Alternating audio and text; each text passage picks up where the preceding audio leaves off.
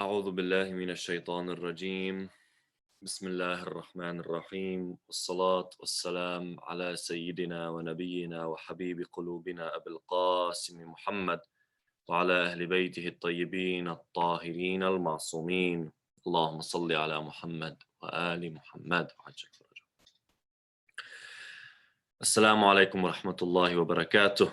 We will begin today's session, today's discussion with a loud salawat ala Muhammad wa ali Muhammad for Amir al-Mu'mineen. Allahumma salli ala Muhammad.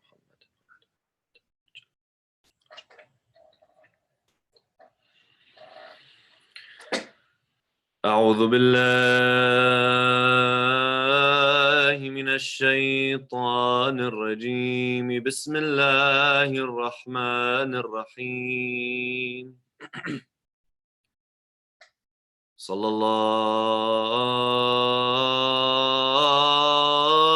عليك يا سيدي ويا مولاي يا رسول الله. صلى الله عليك يا حبيب الله. Peace and blessings be upon you, Ya Rasul Allah. Peace and blessings be upon you, O beloved of Allah. Sallallahu alayka ya mawlai. وابن مولاي يا أبا عبد الله الحسين وعلى أهل بيتك المظلومين وعلى التسعة المعصومين من ولدك. Peace and blessings be upon you, Ya Aba Abdullah al-Husayn. Peace and blessings be upon you and your blessed progeny. Peace and blessings be upon you and the 9 Imams from your lineage. صلى الله عليك يا مولاي وابن مولاي يا أمير المؤمنين. Peace and blessings be upon you, O my master and the son of my master, Amir al-Mu'mineen. السلام عليك يا ولي الله. السلام عليك يا خليفة الله. السلام عليك يا إمام المتقين. السلام عليك أيها المغدور به. السلام عليك يا مولاي. السلام عليك يا من أظلمت الدنيا لفراقه وتهدمت بعده أركان الهدى. Peace and blessings be upon you, O Master of human beings on earth. Peace be upon you, O the Caliph of Allah. Peace be upon you, Ya Amir al-Mu'mineen, the Prince of Believers. Peace be upon you, O you who was the one that after his death the world darkened. Peace be upon you, O you who is the one after whose death the pillars of guidance fell to the ground. Assalamu alayka ya mawlai يا علي بن أبي طالب ورحمة الله وبركاته. لا حول ولا قوة إلا بالله العلي العظيم. إنا لله وإنا إليه راجعون. For the love of Amir al-Mu'mineen alayhi salam, let's have a loud salat ala Muhammad wa ali Muhammad. Allahumma salli.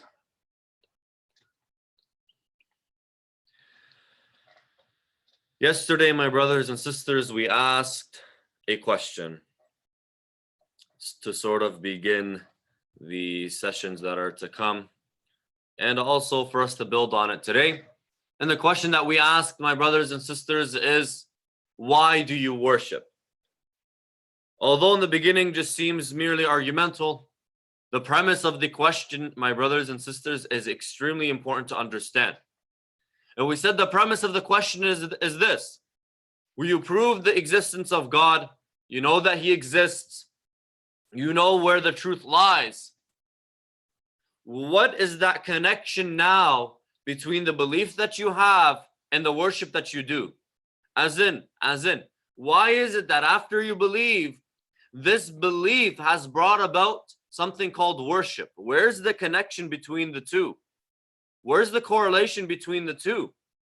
Where you find that belief and action, yes, in the outside world, you find there's a direct correlation. But just because you find a direct correlation most of the time, it does not necessarily mean there's no incentive, there's no reason, there's no cause, there's no connection bridging the two together. As in, just because in the outside world you see that to every belief there's some sort of manifestation or action, that doesn't mean that to every belief there is an action that corresponds. Rather, sometimes you believe and the action does not sprout from that belief. Rather, they're mutually exclusive, where the action will come not necessarily from that belief. From there, we segued and said, well, why then do you worship? Is it merely cultural? Is it traditional? Is it something that our parents instilled in us? May God bless them for what they've instilled in us, which is not wrong. But is that now the incentive? Is that the reason that we worship? Or is there more? Is there understanding behind it? And we said the value of someone's worship is directly relative to the ma'rifah, the understanding that they have, the knowledge that they have. Jameel. We said each and every one of us should ask ourselves, is our worship merely robotic? When I say Salat ala Muhammad wa ali Muhammad, for example, Allahumma salli ala Muhammad wa ali Muhammad, are they just words that come out of my mouth and I'm not thinking about what they mean? Is it merely robotic and reactive? Is our worship, we're just reactive, merely reactive to the stimuli in the outside world?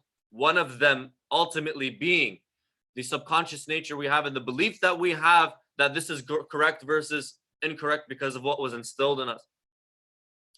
We more or less presented the question, and we said that worship, my brothers and sisters, is something that we morally see obligatory on us for many, many reasons, and you can put down many, many reasons. Before that, we defined what worship was. Before the reasons, before we laid them out, we defined worship, and we said worship is comprised of two things. When these two things come together, that's when you have worship. First is humbling oneself to something or someone, to God, whatever it may be that you're worshiping. Does not necessarily have to be God himself. Worshiping is A, humbling oneself to this being, one. And then two, or B, is with the belief that this thing or this being is the source of benefit and harm, the ultimate source of benefit and harm. So worship itself is comprised of an action linked to a belief. Jameel. Then we segued and said, to every action in the outside world, there is two aspects to it, or two meanings that you can derive from the action. One is a symbolic meaning, and one is the effect of that action on the outside world. So how it manifests itself in the outside world. We gave the example of going to school. If you go to school and you get a degree, that symbolizes something and it has an effect in the outside world. What does it symbolize? Your passion for knowledge. Your importance, the importance you see for knowledge. Jameel. What does it give you in the outside world? Well, a degree, ultimately a job, ultimately a livelihood. Worship does the same. We said that worship symbolizes something and brings about an effect in the outside world. What does it symbolize? It symbolizes thanks. It is the ultimate symbol of gratitude to the being that has given you. And that gratitude, that thankfulness, giving thanks, we said is a moral obligation on every human being. And the person who does not give thanks, does not give gratitude, is seen as immoral, unethical, and ultimately bad. Jameel. What does it give me in the outside world? Well, we said that worship is linking, connecting to the being that ultimately holds benefit and harm. Therefore, worship itself brings about that benefit and acts as a shield from harm. This is what we discussed, Taban. We went much more in deep depth than this, but more or less to jog your memory. Jameel, tonight, adding on to what we discussed yesterday, we're going to ask another question. Stay with me. Before I ask you the question, sometimes, my brothers and sisters, we think two words mean the same thing, but they don't. Especially in the Arabic language, there's nothing called synonyms, according to some ulama. We don't have synonyms. Every word has its own specific meaning. Even if they're very, very similar in meaning, there is one ultimate difference between the two words. That's why they have two words for those meanings. Jameel. In the English language, you can kind of understand it in the very same way. We have synonyms, but if you go deep down into the meaning, you'll find some difference. Jameel. Here's the question. I said all this to introduce the question. You are worshiping, but are you praying? Some of you are asking, like, what does that even mean? That's like, it's like positive and negative canceling out. Like, what does that actually mean? You are worshiping, but are you praying? We are not only asked to worship, well, we are asked to pray. Like, what is it that you are doing? Are you merely worshiping? Or are you praying? This question, my brothers and sisters, is also one of the most important questions. And out of the, how long we've been going for now, maybe 20 some odd lectures. Out of the 20 some odd lectures, this here is the question that we all need to answer. And it's probably one of the most practical lectures you're going to receive all of Shahr Ramadan from this humble servant. And if you want any lecture that is going to ultimately benefit you for the rest of your life, it's this discussion right here. Are you worshiping or are you praying? Jameel. Let me define the terms of the question so the question becomes clear. What's the difference between worshiping and praying? Well, we defined worshiping. And we said it's any act whatsoever. That means the two conditions that we laid down. Like, what is praying? Well, praying is a special type and a special form of worship in which, in the way Muslims do it, you stand to a certain, direction, you put your hands up, say Allahu Akbar, recite certain things, you bow, you do prostration, etc., etc., etc. You do certain actions in certain ways. And so, sorry. No COVID, I swear. And so, worship and prayer, my brothers and sisters, is what we call, or between the two ideas, between the two concepts, there is what we call umum wa khusus mutlaq. Umum wa khusus mutlaq. What does that mean? One of the two ideas is broader than the other and totally encompasses the other. But it also encompasses other things as well. Worship encompasses prayer, but worship also encompasses sacrifice, also encompasses giving thanks in any other way, also encompasses charity, encompasses many other forms of worship, because the definition of worship is broader than the definition of prayer. Prayer is a special form of worship. So we say the circle of worship is greater, wider than the circle of prayer. Jameel. Allah subhanahu wa ta'ala, does He want you to worship or does He want you to pray? Think of the question. Stay with me. Think of the question. Does God want you to worship or does God want you to pray? If God wanted me and you to worship, then any form of gratitude is enough. Any form of showing thanks, showing gratitude is enough. If God wanted me to pray,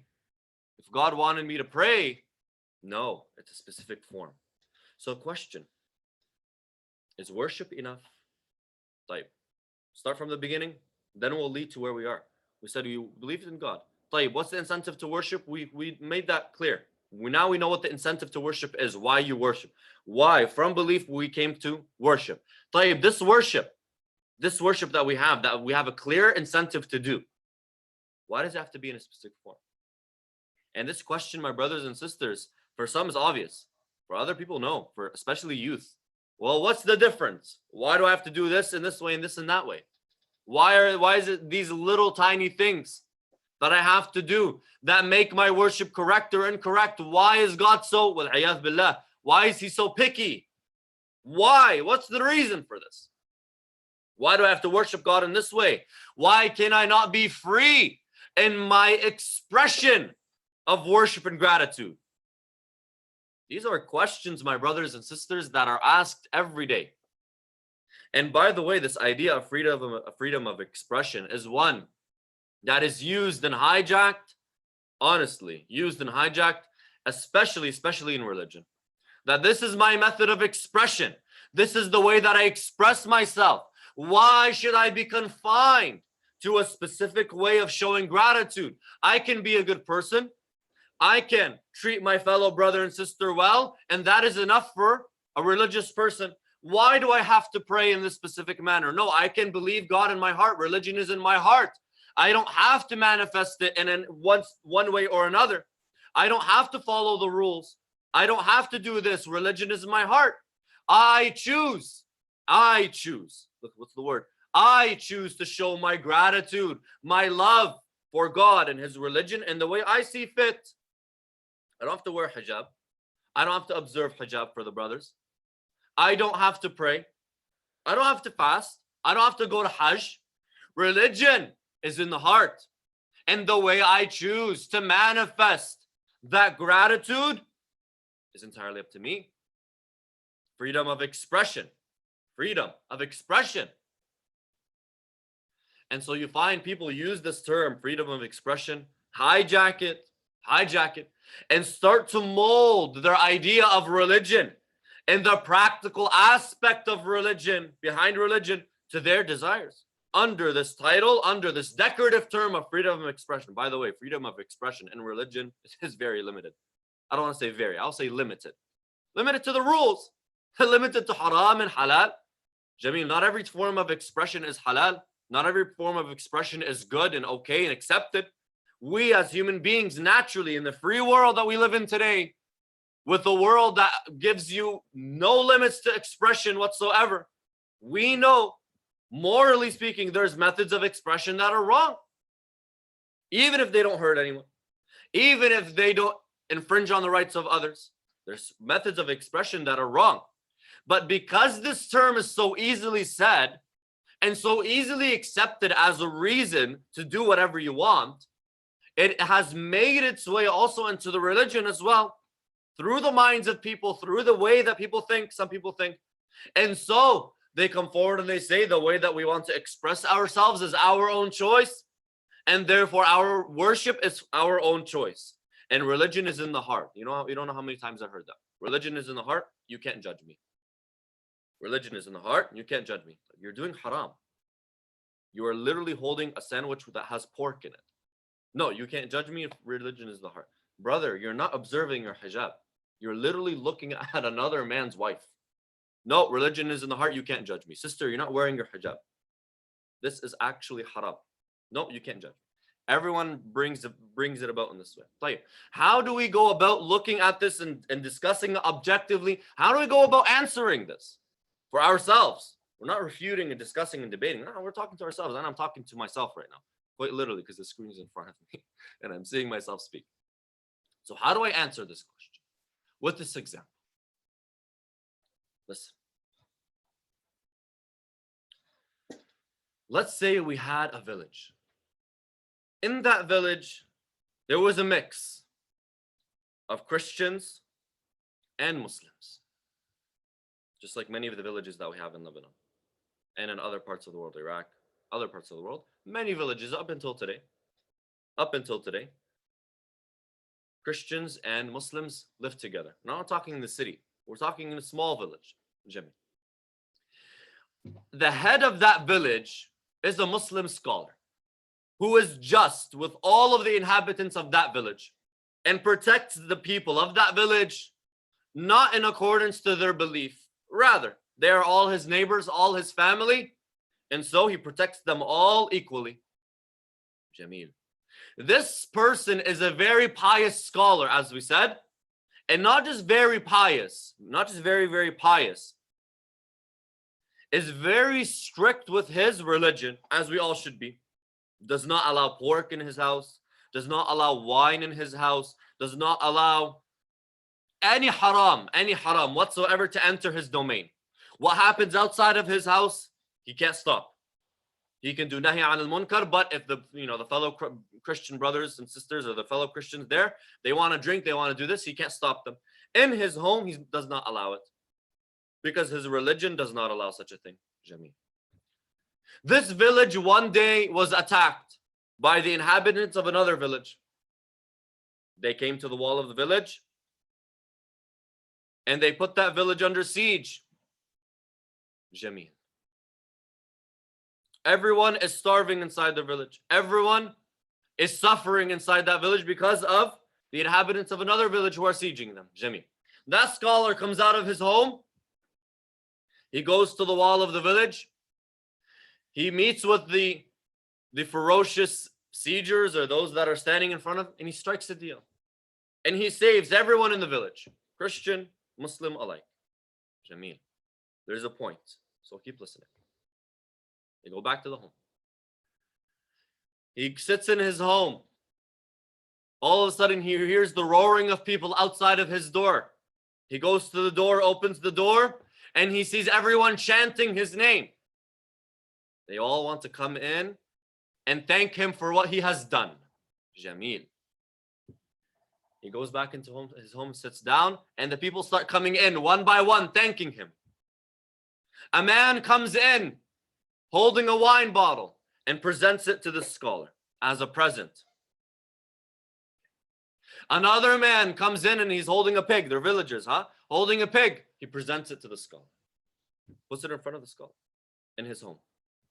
Another woman or man comes in and they have, for example, a musical instrument.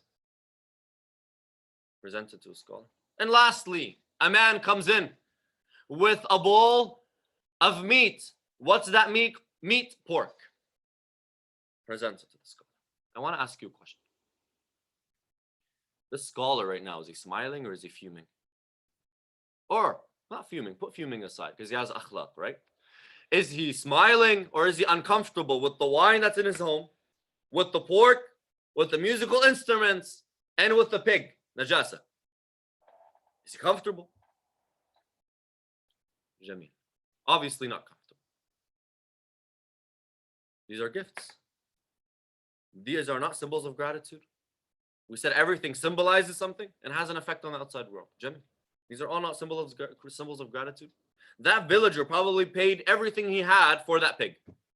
That villager probably kept that wine bottle in his cellar for 50 years and now broke it out and gave it to the scholar. That person that killed his only pig made it into whatever dish he made it and presented to the scholar. That was his only pig. Are these not symbols of gratitude? Like, why is the scholar not happy? Because these symbols of gratitude do not correspond. What's the word?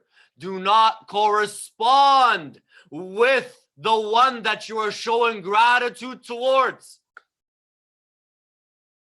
For something to be considered the adequate symbol of gratitude, it must correspond with the person that you are presenting that gift to.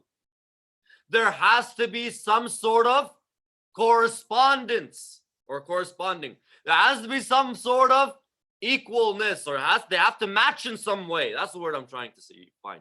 They have to match in some way. They have to fit together in some way. They have to be in one way or another counterparts of each other. The gift must be adequate for the one you are gifting the object to. And so this scholar, although he understands that behind it is gratitude and the outside world, is he happy or is he uncomfortable? Does he feel gratitude or does he feel insulted? Sometimes, my brothers and sisters, what we want to bring as gratitude can come off as an insult. As an insult. You want me to show you how it can also be more of an insult? Imagine one of those men comes in with a picture, wal-'iyadh billah, of a person, of a woman, dressed in a very, very, very provocative manner, and presents it to the scholar.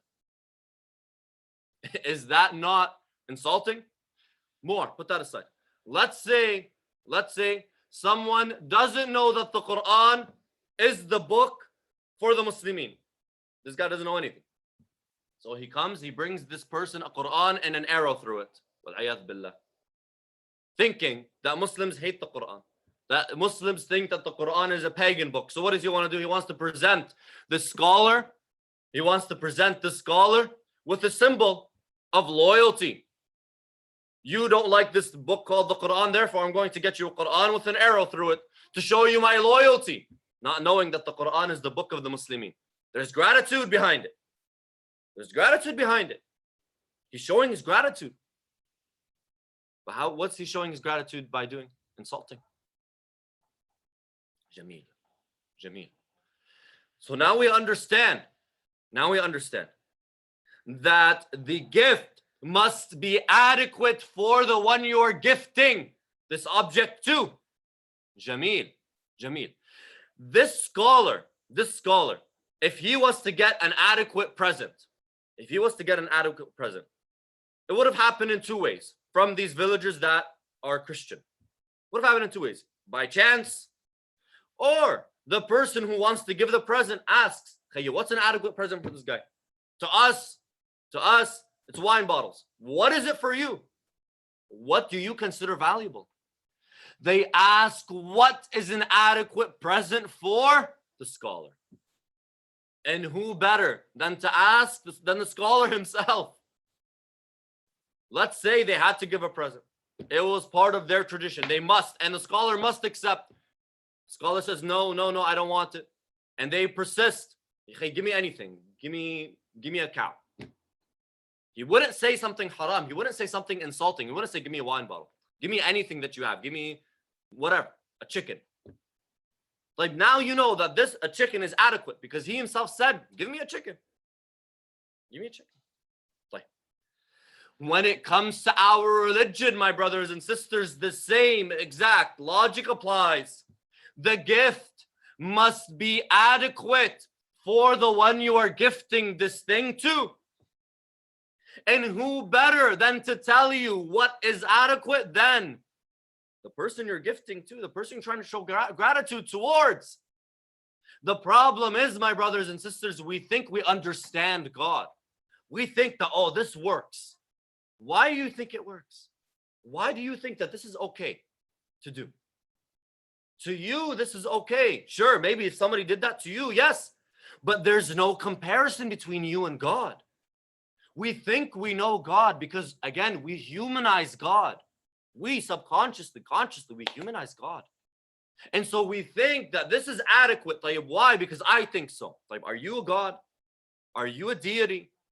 What do you know about what is adequate to someone that you don't know anything about. The same way that the Christians knew nothing about the pious scholar. So they insulted him. So they just insulted him.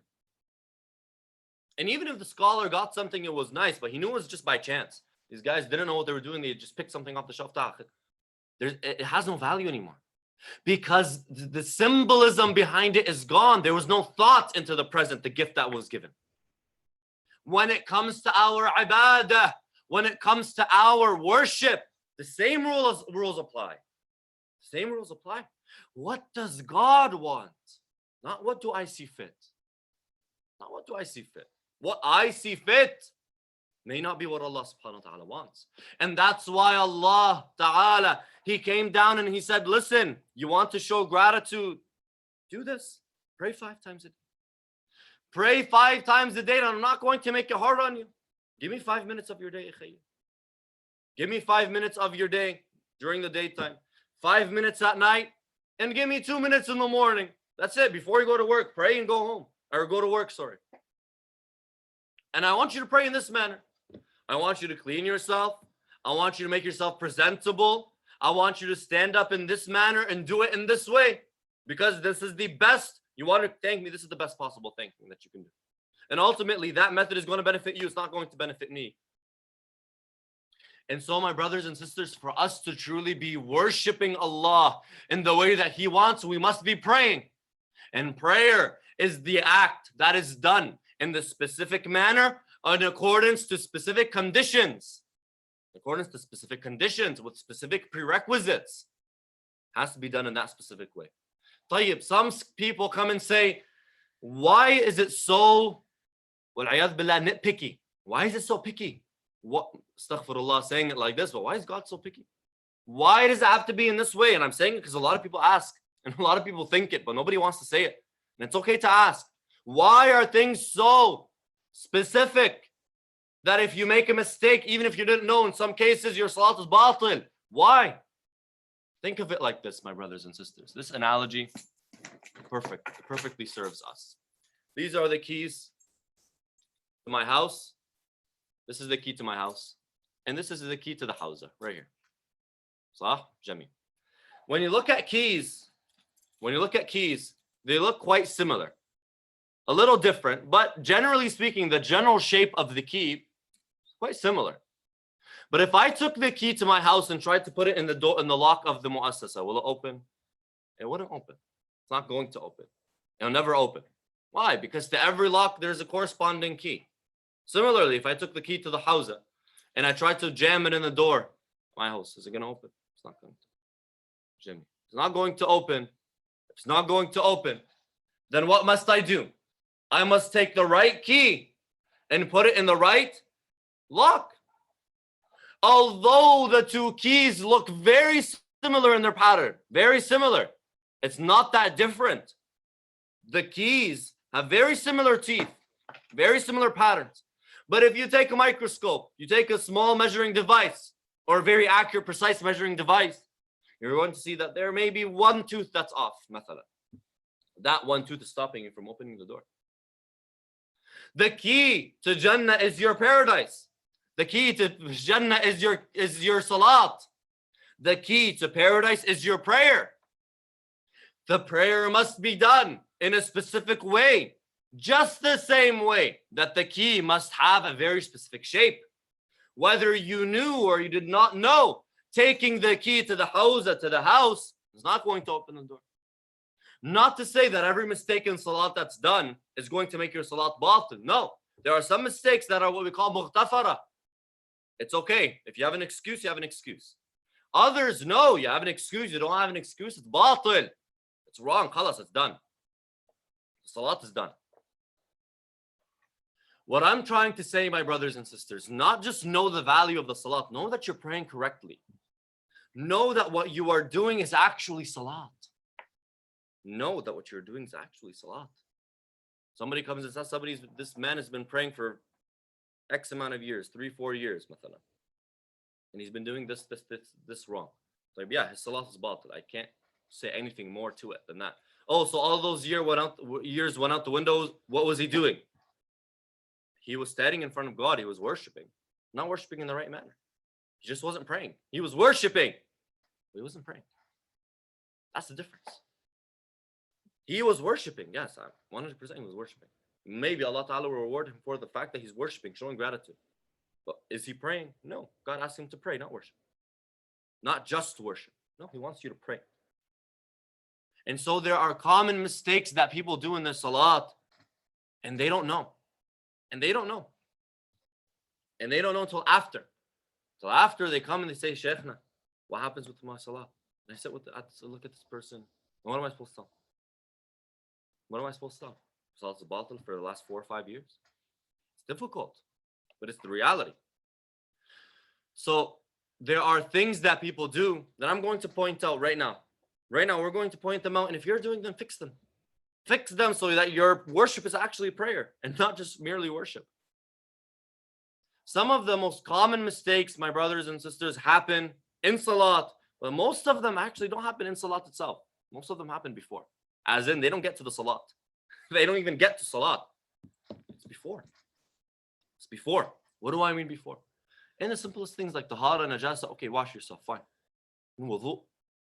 Wudu is one of the most commonly misdone or incorrectly done actions in our religion by young and old, by non-religious and the most religious.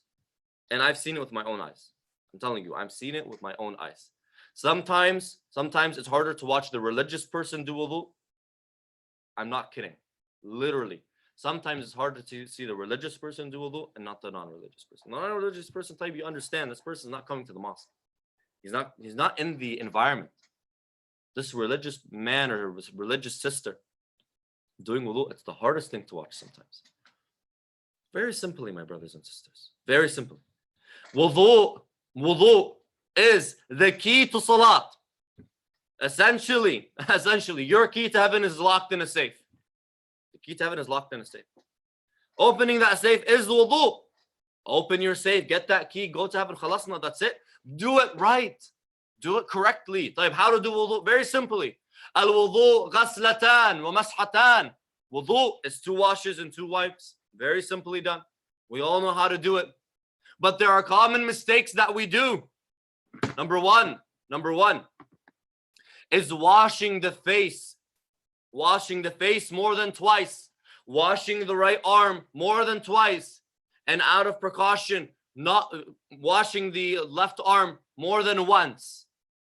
These things are commonly done and I see them a lot. One time I walked into the hawza. I always tell the story when I'm discussing this topic. One time I walked into the house, I walked into the bathroom. This guy was probably 40 years old. He was doing wudu in the bathroom. And I saw him, he was washing his, I think he was washing his face and then he was washing his arms. He washed his face literally like 5 times. And washed his arm, both arms, so much that the mirrors were wet. And by the way, this guy was bald. So I don't know how he's gonna wipe on his head after. He was bald, so everything was wet. The walls, the ceiling. Whoever came after him thought that there was a water balloon fight in that bathroom. I'm not kidding. If somebody walked in, they would have thought there was a water balloon fight in that bathroom. This man was washing everything, not just his hands and face. And I looked at this person. I said, why are you doing all of this? I just look at him and I'm just dumbfounded. Just wash your face. Wash your arms twice. Simple. Another common mistake, my brothers and sisters, is getting new water to wipe. Put your hand under the sink and then wipe. No. It's with the residue water. Tayyib. Another common mistake that many of us do, and I'm sure, statistically speaking, 50% of the people that are watching do this. Yes. Statistically speaking, I found almost 50% of people that listen to this discussion do this mistake. When you're done washing your left arm, how do you turn off the sink? If you turn it off with your right hand, when the sink is wet, you essentially introduce new water onto your hand. You can't take that water and wipe now. So how are you shutting off your sink? Are you shutting it off with your elbow, right? Or are you shutting it off if it's one of those ones that you lift up? Are you shutting it off with the back of your hand? How are you shutting it off? If you're shutting it off with your hand, you're pretty much messing up your wudu. Because again, you're introducing new water if that tap is wet. If it's not wet, it's dry, something different. But 9 times out of 10, it's going to get wet. When I shut it off with my hand, like I can't use this hand to wipe anymore. Because as I said, I introduced new water to the wudu. It's essentially the same as me putting my hand under the tap and wiping my head. It's the same idea. This mistake is so common. I see it with the elders of the community. So watch out from this. Another thing is people, when they wipe, they allow their hand to touch their face after. Again, you're introducing new water. Yes, it's from your face, but it's introducing new water to your hand. Then you can't use that hand to wipe your feet. Most of the problems in Salat happen in wudu. The problems in Salat itself, and we're almost done. The most common mistakes in Salat. Saying something simple as Allahu Akbar incorrectly. Takbirat al-Ihram, my brothers and sisters, is what we call from Arkan al-Salat. It's a rukun from Arkan al-Salat. It's one of the pillars of Salat. If it's wrong, the entire Salat is wrong. Saying Takbirat al-Ihram is one of the things in Salat that a person must know how to do correctly. If you have an accent and you're unable to physically say it, you have to say it in the best possible way. Okay. And you can't learn how to say it correctly, fine. You're unable to learn, you just can't, it just doesn't work. You can't say it correctly, fine, okay. Something totally different. There's an excuse. Most of us can say Allahu Akbar. Most people, I've even heard Arabs make a mistake with it. I've even, to the degree, if you go open up the Sayyid Sistani's Minhaj, he says, you can't say it like this. You can't say it like this. You can't say it like this. You have to say it like this. He gives you like 3 or 4 examples of the ways that you can't say it. Because it's so common, even amongst Arab-speaking people, to say it incorrectly. Make sure you're saying it correctly. Similarly, another mistake is in ruku' and sujood, people moving their hands, moving their feet. One of the conditions of ruku', one of the conditions of sujood is that you have what we call tuma'nina, al-istiqrar, that you're not moving, that you're not jittery, that you're not moving your hands to a point where somebody actually says you're moving. Slight movements are okay. But moving to a point where somebody sees you and says, okay, Tayyib, he's moving, he's playing with his beard. Oh my God, doing wudu and playing with your beard, you see it. Or playing with your hands, they're playing piano while they're doing ruku'. Brothers and sisters, it's funny, but you see it. You see it a lot. You can't move your hands and feet. Especially in sujood, you can't be lifting your hands, feet, toes off the ground. Because this is what we call the masajid al-sab'ah. These are the 7 things that must be touching the ground the entire time for the sujood to be correct. For the sujood to be correct. Again, common mistakes. Another one is reciting Surah Al-Fatiha incorrectly. Oh my God. With all due respect to all of my brothers, all of the scholars, even scholars, some people, some of those who wear the amama, even make mistakes with this. And I'm not kidding. And I'm not saying this as a knock on anyone. But I'm telling you as how bad it is, how bad these common mistakes are.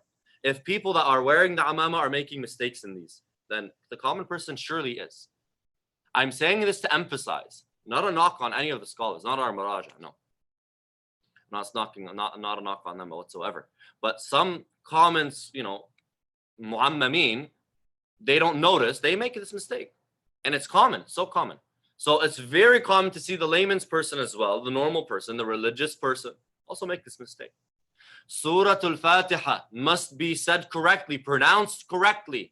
Makharij al-huruf must be done correctly. The way that the harf, the letter is said, must be done correctly as well. Again, these are common mistakes, okay? So just brothers and sisters, although you've been praying maybe for 20 years, sit down with yourself. Sit down with yourself. Ask yourself, am I making one of these mistakes? And do this. Go on YouTube. Find somebody praying, or one of the scholars praying, one of our scholars, not just any person, one of our actual scholars praying, and see. Am I doing it correctly? Am I saying it correctly? Listen to someone reciting Surah Al-Fatiha. Am I saying it the way he's saying it or she's saying it? If it's a sister. If it's a sister listening to another sister. Am I saying Takbirat al-Ihram correctly? Ask yourself these now so that you don't ask them later.